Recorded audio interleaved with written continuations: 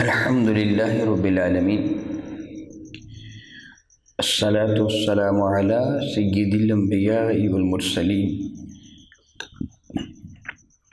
وعلی آلہ واصحابہ اجمعین، اما بعد، اعوذ باللہ من الشیطان الرجیم، بسم اللہ الرحمن الرحیم۔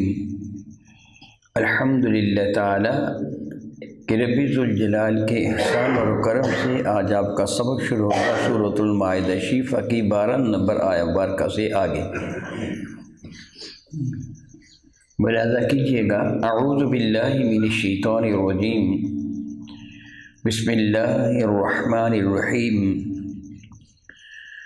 فبما نقضهم میثاقهم لعناهم وجعلنا قلوبهم قاسیة يحرفون الكلم عن مواضعه ونسوا حظا مما ذكروا به ولا تزال تطلع على خائنة منهم إلا قليلا منهم فاعف عنهم واصفح إن الله يحب المحسنين۔ فبما نقضهم، پس بسبب اس کے کہ جو انہوں نے اپنے وعدوں کو توڑا، اپنے وعدے کی خلاف ورزی کی، نقضہم میثاقہم، جو ان سے میثاق وعدہ لیا گیا تھا ان کی تنقید کی، یعنی اس کو توڑ دیا، لعناہم، معاذ اللہ، اللہ تعالیٰ فرماتا پھر ہم نے ان پر لعنت فرمائی، ان کو اپنی رحمت سے دور کر دیا، ان کو مردود بارگاہ قرار دے دیا۔ وجعلنا قلوبہم قاسیہ، اور ہم نے ان کے دلوں کو بہت سخت کر دیا۔ یحرفون الکلمہ، وہ تبدیل کرتے ہیں کلمات مقدسہ کو، عن مواضعہ، اس کی اصل جگہوں سے آگے پیچھے کر دیتے ہیں، تبدیل کر دیتے ہیں، اس میں تغیر کرتے ہیں۔ وَنَسُوا حَظًّا مِمَّا ذُكِّرُوا بِهِ، اور انہوں نے بھلا دیا اکثر وہ حصہ جو ان کو نصیحت کا کیا گیا تھا۔ وَلَا تَزَالُ تَطَّلِعُ، اور کبھی بھی زائل یہ بات نہ ہوگی، تسلسل کے ساتھ آپ مطلع ہوں گے، عَلَى خَائِنَةٍ مِّنْهُمْ، ان سے خیانتوں پر، الا قلیلا، مگر بہت تھوڑے، منہم، ان سے ایسے ہیں کہ جو خیانت نہ کریں گے، فاعف عنہم، ان سے ان کو معاف فرما دیجئے، واصفح، اور درگزر فرمائیے، ان اللہ یحب المحسنین، اس پہ شک نہیں کہ اللہ تعالیٰ احسان کرنے والوں کو پسند فرماتا ہے۔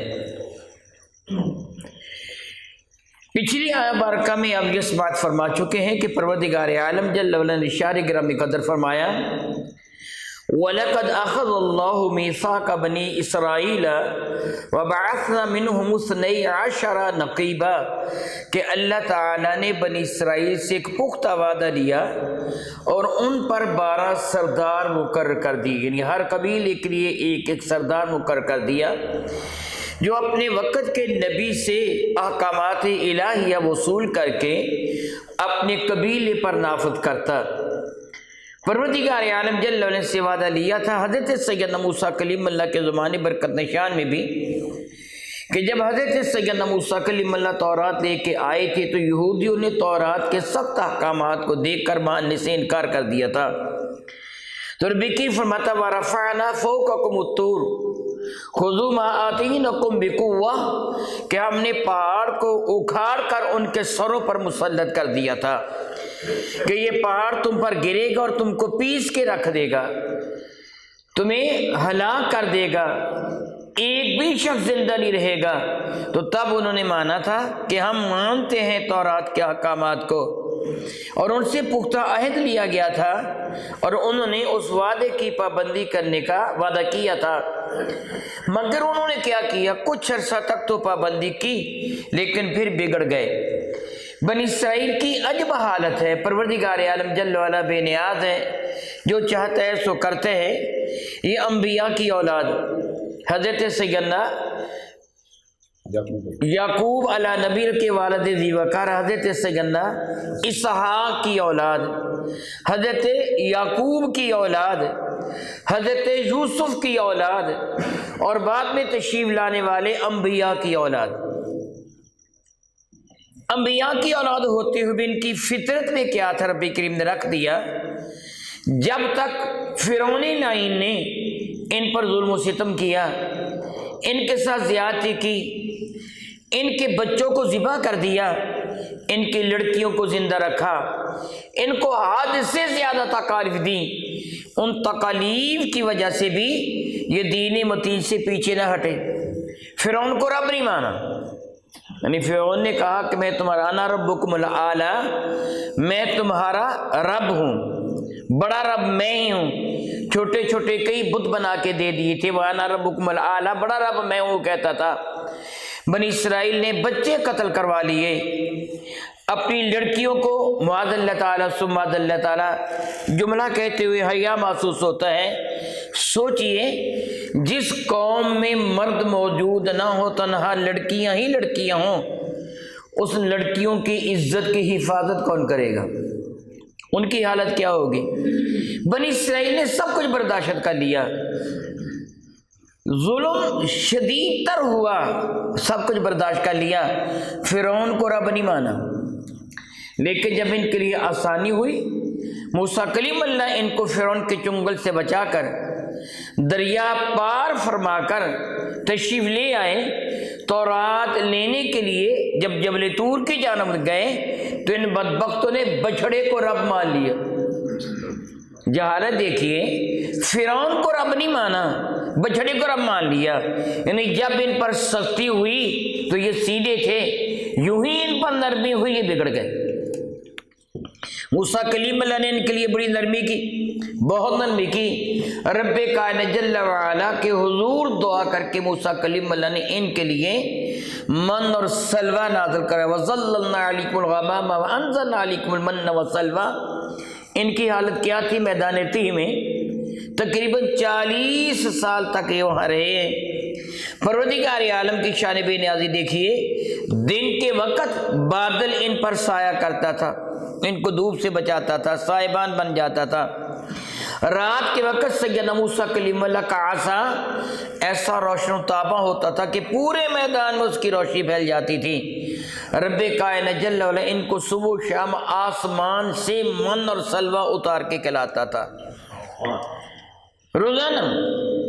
لیکن جب حضرت سیدنا موسیٰ کلیم اللہ نے اتنی سہولتوں کے باوجود ان کو یہ کہا آؤ قوم عمالقہ کے ساتھ جنگ کرنے کے لیے جائیں، تو ان کا جواب تھا فَاذْهَبْ أَنْتَ وَرَبُّكَ فَقَاتِلَا، تو چلا جا، تیرا رب چلا جائے، جا کے دونوں لڑائی کرے، إِنَّا هُنَا قَاعِدُونَ، ہم تو یہاں بیٹھے، ہم نہیں جائیں گے۔ یعنی جب ان کے لیے سہولت ہوئی تو یہ بگڑ گئے، جب ان پر سختی ہوئی تو یہ سدھر گئے۔ یہ حال کل بھی تھا اور آج بھی ان کا یہی حال ہے۔ رب ذوالجلال فرماتا ہے جب انہوں نے اپنی وعدوں کی خلاف ورزی کی، بگڑ گئے، تو پھر ان کو صلہ کیا ملا؟ رب کریم فرماتا ہے لعناہم، ہم نے ان پر لعنت بھیج دی، ان کو اپنی رحمت سے دور کر دیا۔ معاذ اللہ ثم معاذ اللہ ثم قست قلوبکم من بعد ذالک فہی کالحجارۃ او اشد قسوہ۔ رب کریم فرماتا ہے پھر ہم نے کیا کر دیا؟ ان کے دلوں کو پتھر سے بھی زیادہ سخت کر دیا۔ پتھروں سے نہریں بھی بہ نکلتی ہیں، اللہ تعالیٰ کے خوف سے وہ ڈر کر گر بھی جاتے ہیں، مگر ان بدبختوں کے دل پتھر سے بھی زیادہ سخت ہو گئے۔ میرا اللہ فرماتا وجعلنا قلوبہم قاسیہ، ہم نے ان کے دلوں کو سخت کر دیا۔ اب حقیقت کو سمجھنے سے یہ بہرے ہو گئے، کس قدر ظلم و ستم انہوں نے بپا کیا۔ رب کائنات نے ان کی اصلاح کے لیے، ان کو سمجھانے کے لیے انبیاء علیہ السلام کو بھیجا، مگر ان کا کردار کیا تھا؟ یقتلون النبیین بغیر الحق، بغیر کسی وجہ کے نبیوں کو شہید کر دیتے تھے۔ جو نبی ان کو نصیحت کرنے کے لیے تشریف لائے، ان کا کردار کیا تھا؟ انہوں نے اپنے نبیوں کو بلا وجہ شہید کر دیا، حالانکہ ان کو نبی بھی مانتے تھے۔ یہ بھی جانتے تھے یہ ہمارے نبی ہیں، وہیں ہم ان کو شہید کر دیا۔ معاذ اللہ تعالیٰ ثم اللہ تعالیٰ، میرا اللہ فرماتا ہم نے ان کے دلوں کو سخت کر دیا، ان کے دلوں میں رحم کا جذبہ باقی نہ رہا۔ رب کائنات کا یہ اشارے گرامی قدر 14 صدیاں پہلے جو قرآن کریم میں رب نے فرمایا، آج فلسطین میں جس قدر ظلم و ستم ہوا، جس قدر زیادتی ہوئی، کیا ان کی قساوت قلبی کا ثبوت نہیں ہے؟ کیا ان کی دل سختی کا ثبوت نہیں ہے؟ معاذ اللہ تعالیٰ ثم اللہ تعالیٰ، اتنا ظلم ہے، اتنا ظلم ہے، اتنا ظلم کہ کلیجہ منہ کو آتا ہے۔ کوئی انسان کسی جانور پر وہ ظلم نہیں کرتا جو انہوں نے ایمان والوں مسلمانوں پہ ظلم کیا ہے، جو ایمان والوں پہ ظلم کیا۔ معاذ اللہ تعالیٰ ثم معاذ اللہ تعالیٰ، مجھے کسی نے ایک ویڈیو بھیجی تھی، میں نے دیکھا ایک خبیث انسان یہودی، اس کے ہاتھ میں وہ رائفل کلاشن کو جو بھی ہے اس کے ہاتھ میں ہے، ایک ایک فلسطینی کو وہ پاؤں سے دھکا دے کر ایک گڑھے میں گراتا ہے اور ایک فائر کر دیتا ہے، وہ تڑپتا ہے، اس کے اوپر دوسرے کو گرا دیتا ہے، ایک فائر کرتا ہے، تڑپتا ہے، تیسرے کو گرا دیتا ہے۔ ایک بھرا ہوا ڈالا جس پہ معلوم نہیں کتنے فلسطینی تھے، ایک دوسرے کے اوپر گرا کر ایک ایک فائر کیا، وہ فائر اس کی ٹانگ میں لگا، اس کے سینے میں لگا، اس کی پشت پر لگا یا اس کے سر پر لگا، کوئی پرواہ نہیں، وہ تڑپتا اس کے اوپر دوسرا، پھر تیسرا، پھر تڑپتے ہوئے ایمان والوں پر مٹی ڈال کر ان کو زندہ دفن کر دیا۔ کتنی زیادہ یہ قساوت قلبی ہے، کتنا ظلم ہے۔ ایک ایمان والے کو پکڑا ہوا ہے اور اس کو جو برف والی سوئے جو ہے اس سے مار کر اس بیچارے کو اسی طرح شہید کر دیا۔ کتنا ظلم کیا گیا، کس قدر ستم کیا گیا۔ دراصل یہ ان کے دل پتھر سے بھی زیادہ سخت کر دیا اللہ تعالیٰ نے۔ اور ان کی حالت کیا ہے؟ یحرفون الکلم عن مواضعہ، تورات میں جو رب کائنات نے، زبور میں جو خلاق کائنات نے اپنی آیات مبارکہ کو نازل فرمایا تھا، تورات ان کے لیے شریعت کی کتاب تھی، احکامات کی کتاب تھی، انہوں نے اس کے احکامات کو 80 جگہوں سے بدل دیا، تغیر کر دیا، تبدیلی کر دی، اپنی مرضی کے ساتھ آگے پیچھے کر دیا، تبدیل کر دیا، سر سے ہی بدل دیا۔ میرے کریم آقا کے نعت پاک جو جہاں بجا تورات کے اندر موجود تھی اس کو سر سے ہی نکال دیا۔ الیاذ باللہ تعالی ثم الیاذ باللہ تعالی۔ رب کریم شاہ فرماتا ہے وَنَسُوا حَظًّا مِمَّا ذُكِّرُوا بِهِ، اور نصیحت کی وہ باتیں جو تورات کے اندر ہم نے ان کو ارشاد فرمائی تھیں، جس طرح قرآن مجید فرقان میں بحمد اللہ تعالی ثم الحمد للہ تعالی رب کریم نے ہم کو نصیحت کی باتیں ارشاد فرمائی ہیں۔ ایمان والو، یہ کام کرو، یہ کام نہ کرنا۔ اور یہ واقعات جو اب سن رہے ہیں آپ کہ بنی اسرائیل نے ایسے ایسے کر کے کیا، یہ بھی دراصل نصیحت کی باتیں ہیں۔ اور یہ اللہ تعالیٰ جل وعلا کا احسان ہے کہ ہمیں رب کریم نے آخری نبی کو امتی بنایا، اور پہلے لوگوں کے واقعات ہمارے لیے تجربہ ہیں۔ پہلے لوگوں کے واقعات ہمارے لیے کیا ہیں؟ تجربہ ہے۔ یہ کس لیے میں نے کہا؟ بجلی، یہ جو الیکٹرسٹی چیزیں ہیں، بجلی کو، تاروں کو ہاتھ لگانے والے کا نتیجہ کیا نکلتا ہے؟ موت۔ یہ کیسے پتہ چلا؟ تجربہ سے۔ کیسے پتہ چلا؟ تجربہ سے، کہ فلاں بندے نے بجلی کی ننگی تاروں کو ہاتھ لگایا تھا تو نتیجتاً اس کی موت واقع ہو گئی تھی۔ تجربہ سے ثابت ہوا کہ اس کو چھونے والا مر جاتا ہے۔ یہ ایک تجربہ ہے۔ اللہ تعالی نے پہلے لوگوں کے واقعات کو ذکر فرمایا، دیکھو انہوں نے ہماری نافرمانی کی تو ہم ان پر لعنت بھیجی تھی، تم نافرمانی نہ کرنا۔ یعنی پہلے لوگوں کے واقعات رب کائنات نے ہمارے سامنے بطور تجربہ ذکر فرمائے کہ پہلے لوگوں کے یا آخری نبی ہونے کی امت کا، یا آخری نبی کی امت ہونے کا کتنا بڑا رب کائنات ہمیں اعزاز ارشاد فرمایا کہ پہلی قوموں نے جو اپنے انبیاء کی مخالفت کی تھی، نافرمانی کی تھی، اور اس کے صلہ میں جو ان کو سزائیں ملی تھیں، رب ذوالجلال نے ان کا ذکر فرمایا۔ فلاں جرم کرنے والے کو ہم نے یہ سزا دی تھی، فلاں جرم کرنے والے کو ہم نے یہ سزا تھی۔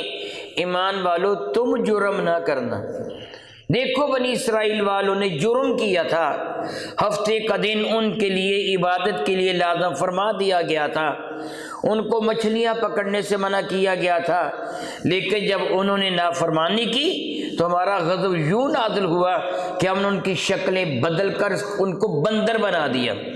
ہم نے فرما دیا کونوا قردۃ خاسئین، جاؤ ذلیل بندر بن جاؤ، ہم نے ان کو ذلیل بندر بنا دیا تھا۔ ایمان والو، تم رب کائنات کے حکم کی نافرمانی نہ کرنا۔ دیکھو پہلی نافرمانی کرنے والوں کو ہم نے بندر بنا دیا تھا، ان کو سزا دی تھی۔ یہ جدا بات ہے کہ رسول رحمت کا امتی ہونے کی وجہ سے تم پر اجتماعی عذاب نہیں آتا، مگر یاد رکھو مرنے کے بعد سزا ملے گی۔ احساس دلایا پروردگار عالم یہ ارشاد گرامی قدر فرماتے ہیں یحرفون الکلمۃ عن مواضعہ، انہوں نے کلمات الہیہ کو اپنی اصل جگہوں سے بدل دیا۔ مفسرین اکرام فرماتے ہیں اللہ تعالی کے احکامات کی غلط تشریح کرنا، غلط توضیح وضاحت کرنا، غلط تعویل کرنا بھی اس میں آ جاتا ہے۔ غلط تعویل کرنا بھی، جس طرح بعض بے وقوف قسم کے لوگ کہتے دیکھو رب نے نماز قائم کرنے کو حکم دیا، پڑھنے کو حکم نہیں دیا، وہ اللہ تعالیٰ کے حکم کی صریح نافرمانی کرتے ہیں کہ یہ ہم نہیں نماز پڑھیں گے، ہماری نماز قائم ہے، ہم نہیں نماز پڑھیں گے۔ نماز کا پڑھنے کا قائم کرنے کا طریقہ میرے نبی نے بتایا، وَصَلُّوا كَمَا رَأَيْتُمُونِي أُصَلِّي، اس طرح نماز پڑھو جس طرح میں مصطفیٰ نماز پڑھتا ہوں۔ یہ ہے طریقہ قائم کرنے کا۔ قرآن کریم کی وضاحت کرنے کا حق میرے نبی کو حاصل ہے۔ آج کل کے جاہل پیر، میں ان کو پیرنی گنڈے کہوں گا، قرآن پاک کی تحریف کرتے ہیں، کہتے ہیں یہ مولویوں والی نماز ہے، ہماری نماز قائم ہے، ہم نہیں پڑھیں گے یہ نماز مولویوں والی۔ یہ مولویوں والی نماز نہیں، یہ مصطفیٰ کریم کی نماز ہے، یہ حضور کا طریقہ ہے۔ یہ بھی قرآن پاک کو تبدیل کرنا اور تحریف کرنا ہے، اور یہ کفر ہے۔ جس سے قرآن پاک میں اپنی مرضی سے کچھ کہا وہ کافر ہو گیا۔ من قال فی القرآن برأیہ فقد کفر، جس سے اپنی مرضی سے قرآن پاک پہ کچھ کہا وہ کافر ہو جائے گا۔ منشاء الہیہ کے خلاف بات کرنا بدترین جرم ہے۔ اللہ تعالیٰ یہ صرف یہودیوں کی بیان فرما رہا ہے کہ وَنَسُوا حَظًّا مِّمَّا ذُكِّرُوا بِهِ، جو ہم نے تورات میں ان کو نصیحت کی تھی اس کا اکثر حصہ انہوں نے بھلا دیا۔ میں اللہ تعالیٰ سے معافی مانگتا ہوں یہ جملہ کہہ رہا ہوں۔ آج ایمان والوں کی حالت کیا ہے؟ قرآن پاک میں جو ان کو نصیحت کی گئی ہے وہ ہمیں یاد ہے؟ اگر وہ نصیحت ہمیں یاد ہوتی تو ہمارا ملک امن و امان کا گہوارہ ہوتا، مگر وہ نصیحت ہمیں یاد نہیں ہے۔ ہم بددیانتی کرتے ہیں، چور بازاری کرتے ہیں، زیادتی کرتے ہیں، ظلم و تعدی ہم سے سرزد ہوتا ہے۔ یہ اللہ رب العزت اور اس کے رسول کی نافرمانی ہے۔ اللہ یعوذ باللہ تعالی رب کریم میرے نبی کو فرماتا ہے وَلَا تَزَالُ تَطَّلِعُ عَلَىٰ خَائِنَةٍ مِّنْهُمْ إِلَّا قَلِيلًا مِّنْهُمْ، اے محبوب مکرم آپ ہمیشہ ان کی خیانتوں پر مطلع ہوتے رہیں گے، یعنی ان کی سرشت میں، ان کی عادت میں، ان کی فطرت میں ہم نے خیانت کو رکھ دیا ہے۔ یہ وعدے کی خلاف ورزی کرتے رہیں گے، مسلسل وعدوں کی خلاف ورزی کرتے رہیں گے۔ آپ دیکھیں گے یہودی کبھی بھی وعدے کو وفا نہیں کرے گا، جب بھی اس کا داؤ چلے گا وہ ظلم کرے گا، زیادتی کرے گا، دھوکہ کرے گا، وعدے کی وفا نہیں کرے گا۔ یہ رب کائنات جل وعلا ان کی خصلت بیان فرما دے محبوب مکرم تم دیکھو گے یہ ہمیشہ وعدے کی خلاف ورزی کریں گے۔ میرے اور آپ کے کریم آقا تاجدار اربوجم شفیع معظم رحمت عالم صلی اللہ علیہ وسلم جب مدینہ طیبہ میں جلوہ فرما ہوئے تھے تو حضور نے یہودیوں کو بلا کر ایک معاہدہ کیا تھا جس کو میثاق مدینہ کہا جاتا ہے۔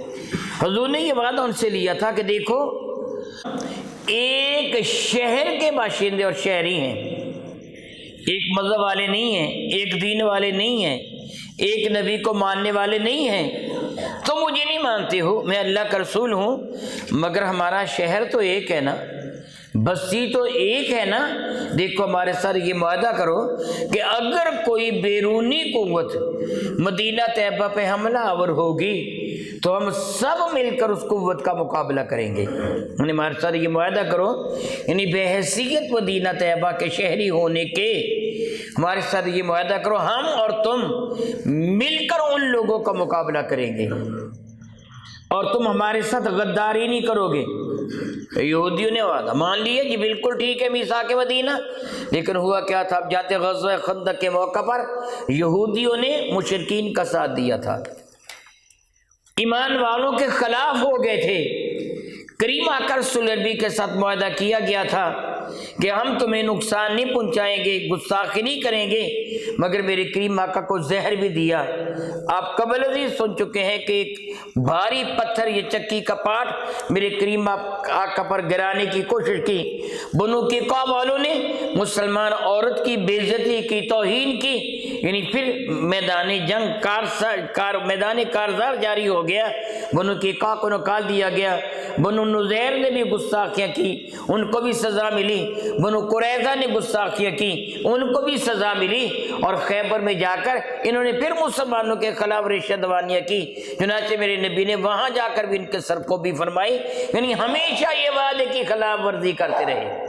جس طرح آج بھی فلسطین میں معاہدہ ہو رہا ہے کہ یہودیہ مسلمانوں کو شہید نہیں کریں گے، لیکن آپ جانتے ہیں کہ وعدے کی خلاف ورزی کرتے، مسلمانوں کو شہید کر رہے ہیں۔ جب بھی موقع ملتا ہے مسلمانوں کو شہید کرتے ہیں، اپنے وعدے کی یہ پابندی کبھی بھی نہیں کرتے۔ ربی کریم فرماتا ہمیشہ تو مطلع ہوتے رہو گے ان کی خیانتوں پر، الا قلیل منہم، ان میں بہت تھوڑے ہیں جو اپنے وعدے کی پاسداری کرتے ہیں۔ اور وہ کون جو تھوڑے وعدے کی پاسداری کرنے والے؟ وہ جو میرے نبی کے دامن کرم سے وابستہ ہو گئے تھے، جس طرح حضرت سیدنا عبداللہ ابن سلام رضی اللہ تعالی عنہ، جس طرح بعد میں حضرت کعب احبار بھی میرے کریم آقا رسول عربی کا کلمہ طیبہ پڑھ کر اسلام میں داخل ہو گئے تھے۔ وہ یہودی جو بارگاہ ساتھ میں حاضر ہو کر میرے نبی کی رسالت پر ایمان لے آئے۔ یہ نہیں کہ ان کو میرے کریم آقا رسول عربی کے بارے میں کوئی تذبذب تھا، کوئی شک، کوئی شبہ تھا، نہیں، بالکل بھی نہیں، یقین کامل تھا میرے نبی پر۔ قرآن کی فرماتا یعرفونہ کما یعرفون ابناءہم، یہ رسول رحمت کو اس طرح پہچانتے ہیں جس طرح یہ اپنے بیٹوں کو پہچانتے ہیں۔ جس طرح کسی انسان کو اپنے بیٹے کے بارے میں شک نہیں ہوتا، میں اس کی مثال یوں دوں گا، ایک اسکول میں 1000 بچہ پڑھتا ہے، کوئی آدمی اپنے بیٹے کو لینے کے لیے اسکول میں گیا، جب چھٹی ہوئی تو اسے پوچھنے کی ضرورت نہیں کہ میرا بیٹا کون ہے، پہلی نظر میں پہچان لیتا فلاں میرا بیٹا ہے۔ جس طرح باپ اپنے بیٹے کو پہچانتا ہے، یہودی اس طرح میرے نبی کو پہچانتے تھے۔ اور میرے نبی پر یقین کامل کتنا ہے، قرآن کریم کا یہ دعویٰ کس قدر حق پر مبنی ہے۔ حضور سید عالم نے اشارہ گرامی قدر فرمایا، قیامت کے قریب جا کر جب حضرت عیسیٰ کی تشریف آوری ہوگی، حضرت امام مہدی تشریف لے آئیں گے، پھر یہودیوں کا قتل عام ہوگا۔ پہلے یہودی بہت بڑھ جائیں گے، حتیٰ کہ حرمین شریفین کے شہروں پر بھی قبضہ ہو جائے گا، حدود حرم سے باہر تک رہیں گے۔ مدینہ طیبہ پر قبضہ یوں ہوگا کہ حدود مدینہ طیبہ، حدود حرم سے باہر تک یہودیوں کا قبضہ ہو جائے گا۔ مکہ مکرمہ پر بھی حدود حرم سے باہر یہودیوں کا قبضہ ہو جائے گا۔ گویا عرب کا یکسر علاقہ یہودیوں کے قبضہ میں چلا جائے گا۔ اور جب عیسیٰ علیہ السلام تشریف لائیں گے، امام مہدی آئیں گے، پھر ان کا قتل عام ہوگا۔ میرے نبی فرماتے ہیں پھر تو یہ عالم ہوگا، اگر کسی پتھر کی اوٹ میں، کسی دیوار کی اوٹ میں، کسی درخت کی اوٹ میں کوئی یہودی چھپا ہوگا، وہ درخت، وہ دیوار، وہ مکان، وہ درخت، وہ پتھر پکار کے بتائے گا، اے ایمان والے، میرے پیچھے یہودی چھپا ہوا ہے، اس کو قتل کر دے۔ ان کو اس طرح قتل کیا جائے گا۔ لیکن ایک درخت غرقد، غین رے کاف 2 نقطوں والا اور دال غرقد، ایک درخت ہے جھاڑی نما، بقی شیفہ میں کثرت کے ساتھ یہ درخت ہے، اس کو بقی یا غرقد کہا جاتا تھا۔ جب میرے نبی کے صحابہ وہاں جلوہ فرما ہوئے، ان کی قبریں انور بنی، حضرت عثمان بن مظعون کی پہلے قبر بنی تھی، پھر اس کو جنت البقیع کہا جانے لگا، بقی غرقد کے بجائے۔ غرقد ایک درخت ہے۔ یہودیوں نے جب میرے نبی کی یہ حدیث پڑھی کہ غرقد کا درخت یہودیوں کو پناہ دے گا، تو نے پورے اسرائیل اور عرب میں غرقد کے درخت لگوا دیے ہیں۔ اگر آپ میری اس بات کی تصدیق کرنا چاہیں تو نیٹ پر شجر الیہود لکھیں یا یہود ٹری لکھیں یا غرقد لکھیں، پوری ویب سائٹ کھول کر آپ کے سامنے آ جائے گی وہ غرقد ہے کیا، اور یہودیوں نے اس کی کس قدر اس کو دنیا میں پھیلایا ہے، کیوں پھیلایا ہے کہ غرقد کا درخت یہودیوں کو پناہ دے گا۔ یہ تورات میں نہیں لکھا، میرے نبی نے فرمایا تھا۔ کتنا یقین ہے میرے نبی پر؟ انہوں نے غرقد وسیع پیمانے پر بو دیا، کاشت کر دی تاکہ یہودیوں کو پناہ مل سکے۔ میرے نبی نے فرمایا تھا مقامی لد، وہاں حضرت سیدنا عیسیٰ علیہ السلام دجال کو قتل کریں گے۔ یہودیوں نے لد کے موقع پر جدید ایئرپورٹ تیار کر کے جدید طیارے کھڑے کر دیے ہیں تاکہ وہ دجال وہاں سے فرار ہو سکے۔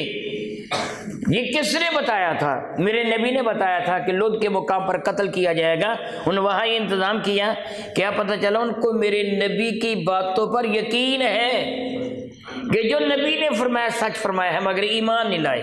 رب کریم اشارہ گرامی قدر فرماتے ہیں فاعف عنہم واصفح، ان کو معاف کیجیے، ان سے درگزر فرمائیے۔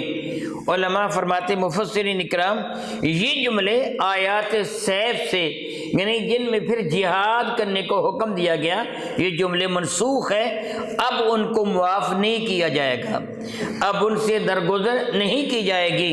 رب کی فرماتا ہے یاد رکھیے ان اللہ یحب المحسنین، جو احسان کرنے والے نیکوکار ہیں اللہ تعالیٰ ان کو پسند فرماتا ہے۔ یعنی تم نیکوکاری کرتے رہو، تم نیک بنو، احسان کرو، رب کریم تم کو پسند فرماتا ہے۔ جملہ قابل غور ہے، جو کافروں پر احسان کرے اللہ اس کو بھی پسند فرماتے ہیں۔ سوچئے جو ایمان والوں کے ساتھ حسن سلوک کرتا ہے، جو ایمان والوں پر احسان کرتے ہیں، وہ اللہ تعالیٰ کو کتنا پیارا ہوگا، کتنا پیارا ہوگا۔ رب کائنات اپنے میرے کریم آقا رسول اللہ کے صدقہ سے، اپنے محبوب مکرم کے صدقہ سے ہمیں احکامات شرعیہ صحیح طریقے سے سمجھنے اور ان پر عمل کی توفیق عطا فرمائے۔ آمین ثم آمین، وآخر دعوانا ان الحمد للہ رب العالمین۔